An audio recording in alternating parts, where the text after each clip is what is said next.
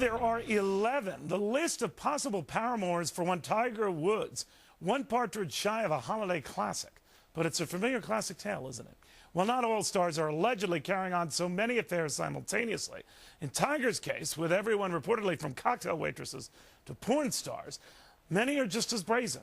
From a New York governor who recklessly sought out high-priced call girls in Washington, to a southern governor who secretly pursued a lover all the way out in Argentina. The risk-taking isn't new. The assumption these guys think that they'll never get caught always is. Why is that? Especially when the repercussions are almost always very costly. In Tiger's case, news today that PepsiCo is dropping its Gatorade Tiger sports drink amid this mess. My next guest says it is messy, but it is a messy, brazen pattern. Dr. Victoria Zdrok joins me right now. Doctor, again and again this happens. And in the case of Tiger, there's a lot we don't know, but we do know from what the reports we're getting and the voicemails and text messages, he was pretty brazen. What do you Well, it's the arrogance and narcissism of the super wealthy and super talented. They often think they're above the rules. They're not mere mortals. They're superheroes, and our culture elevates them to that status. Yeah, but if you know that so much of your superstardom money is tied to endorsements that are tied to your good image, why would you even risk it? Well, they're sensation seekers. To become very eminent in their fields, they have to seek, they have to take risks, and this comes with the risk-taking trait. So they almost want to be caught? I don't think they want to be caught. They don't think they will ever get caught, or that it will matter in the long run. And as I said, I don't think in the long run it ever does, because we've seen Kobe Bryant recover from Well, you're right about that, but in a lot of cases, let's say John Edwards had been elected president, and we had this scandal where we got a woman pregnant. That would have been a big deal. That would have been a career killer. So why did he do it? Well, again, these are men also with very high testosterone level. They are used to instant gratification. All their desires get catered to. They have adoration of the fans, and it goes to their head. So Elliot Spitzer, in his case, there was a guy who campaigned on going after the very brothels he apparently frequented. So how does that happen?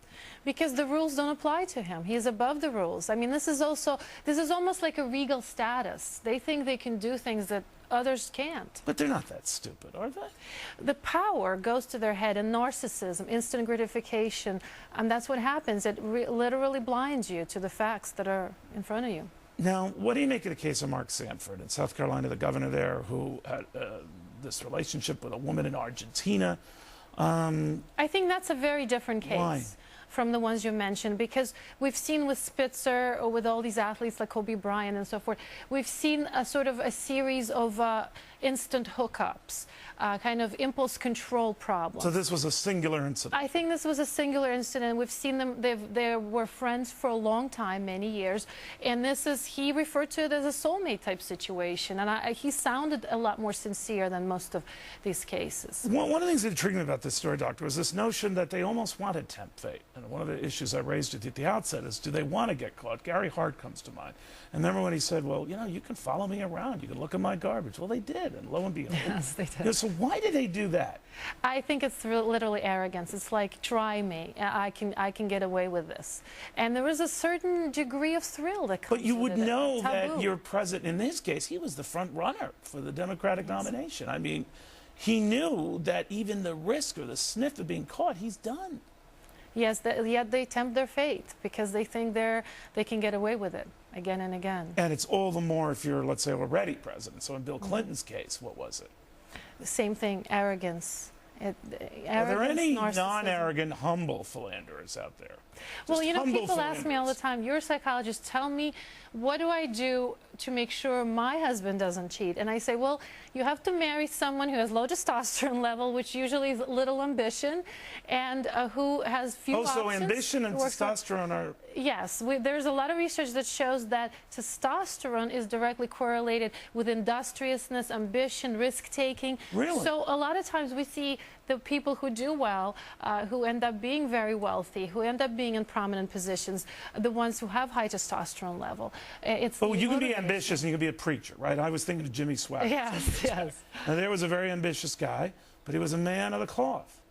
And well, he became an ambitious guy and a champion preacher. And then what?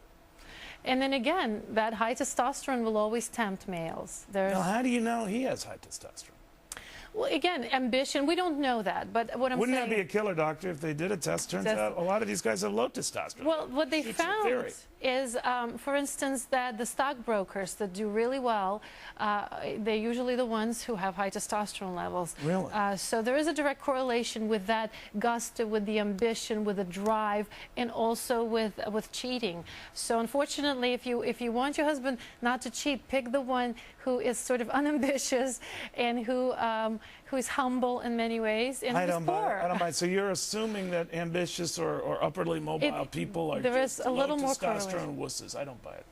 Well, this is just sort of biological correlation, but really? The bottom line, monogamy is a difficult state for humankind. It's one that requires a lot of work, and I tell people all the time, it won't come natural. You will have to work at staying monogamous and happily married, and most people don't want to. But do you have a low common denominator with a lot of men who do this? I mean, Tiger Woods kind of upset the apple cart because a lot of people say, Tiger. I mean.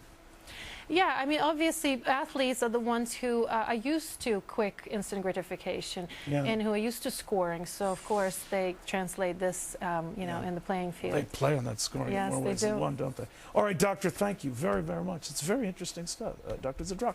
All right, well, the time